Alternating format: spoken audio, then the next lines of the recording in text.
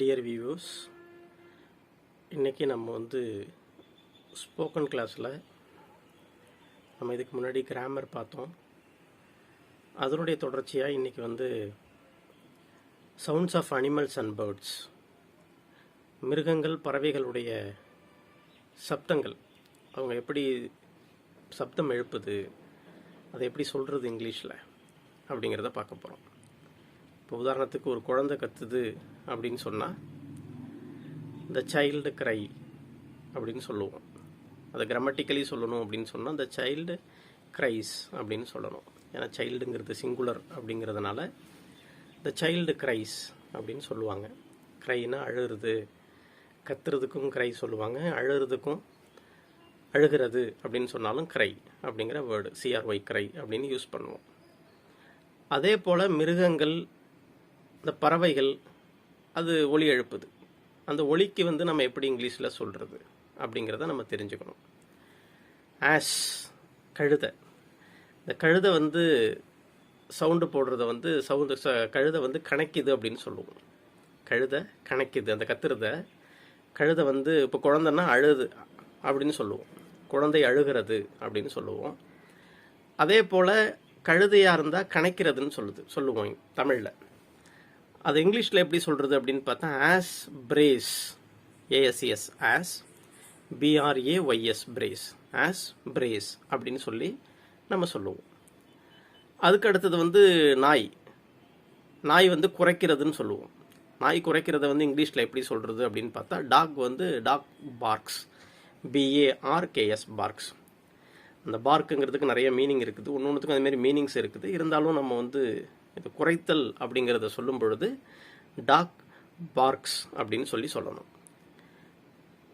மாடு கத்துது இல்லை, பசு. இந்த பசு கத்துறத எப்படி சொல்கிறது அப்படின்னு பார்த்தா கவ் லோஸ், LOWS, லோஸ் அப்படின்னு சொல்லலாம். கவ் பசு, கவ் லோஸ், LOWS, லோஸ் அப்படின்னு சொல்லிடணும். அடுத்தது உங்களுக்கு தெரியும் crow. Crow caws, CAWS, cos.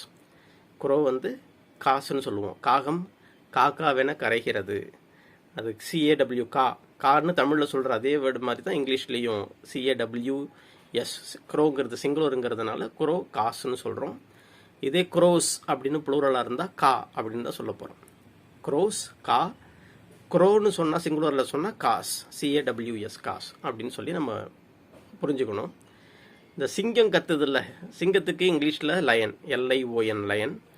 இந்த சிங்கம் கத்துறதுக்கு இங்கிலீஷில் எப்படி சொல்கிறது அப்படின்னு பார்த்தா லயன் ரோர்ஸ், ROAR, ரோர்.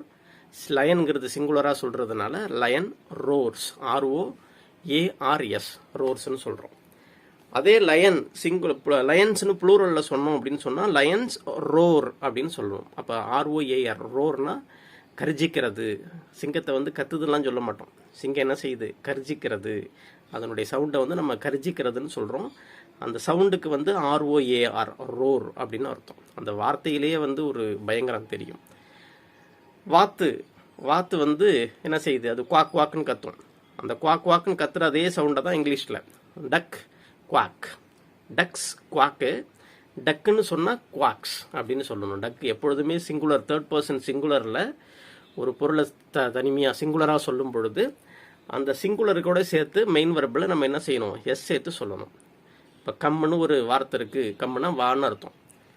அது தேர்ட் பர்சன் சிங்குலரில் ஒரு ஆணோ ஒரு பெண்ணோ ஒரு பொருளோடைய பேரை சொல்லும் பொழுது அங்கே ரவி அப்படிங்கிற ஒரு பேரை சொல்கிறோம் அப்படின்னு வச்சுக்கோங்க. இப்போ ரவி கம்ஸ் அப்படின்னு சொல்லணும். அந்த வர்பை தேர்ட் பர்சன் சிங்குலரில் எஸ் சேர்த்து சொல்லணும் அப்படின்னு சொல்லி ஒரு மரபு, ஒரு ரூல்ஸ் ஒன்று இருக்குது. அதுதான் இங்கேயும் நம்ம ஃபாலோ பண்ணுறோம். டக்குங்கிறது சிங்குலரு. இந்த டக்கு என்ன செய்கிறோம்? குவாக்ஸ் அப்படின்னு நம்ம சொல்கிறோம்.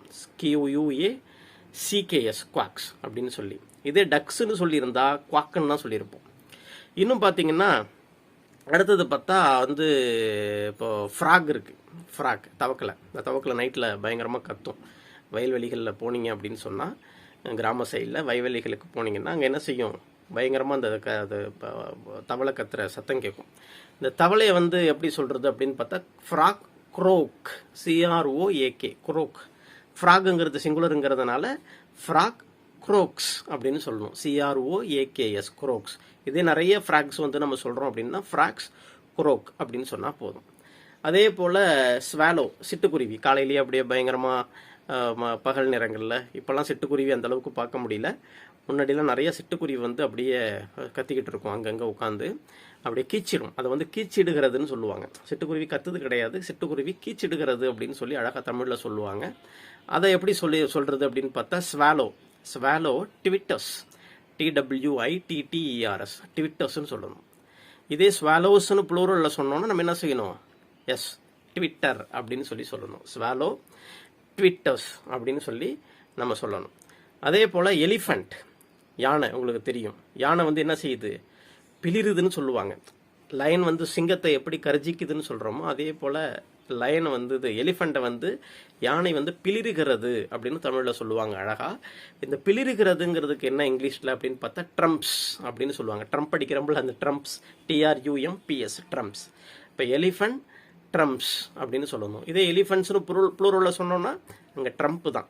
எலிஃபண்ட்னு சிங்குலரில் சொல்கிறதுனால அதை வந்து ட்ரம்ப்ஸ் அப்படின்னு சொல்லணும். ஆடு, செம்மறி ஆடு, இது மாதிரி இதெல்லாம் வந்து என்ன செய்யுது? கத்துது. ஆடு கத்துது, செம்மறி ஆடும் கத்துது, பேன் கத்தும் ஒரு மாதிரியாக வித்தியாசமாக. இந்த கத்துறதுக்கு என்ன இங்கிலீஷில் அப்படின்னு பார்த்தா ப்ளீட் அப்படின்னு சொல்லணும். BLEAT, ப்ளீட் அப்படின்னு சொல்லி. அப்போ ஷீப் அப்படின்னு சொன்னாலும், கோட் அப்படின்னு சிங்குலரில் சொன்னாலும் பக்கத்தில் என்ன சொல்லணும்? ப்ளீட்ஸ் அப்படின்னு சொல்லணும். ஷீப் ப்ளீட்ஸ், கோட்டு ப்ளீட்ஸ் அப்படின்னு சொல்லணும். இதே ப்ளூரலில் சொல்கிறோம் அப்படின்னு சொன்னால் ஷீப்ஸ்ன்னு சொன்னாலும் கோட்ஸ்ன்னு சொன்னாலும் நாங்கள் என்ன செய்யணும்? வர்பை ப்ளீட் அப்படின்னு சொல்லணும்.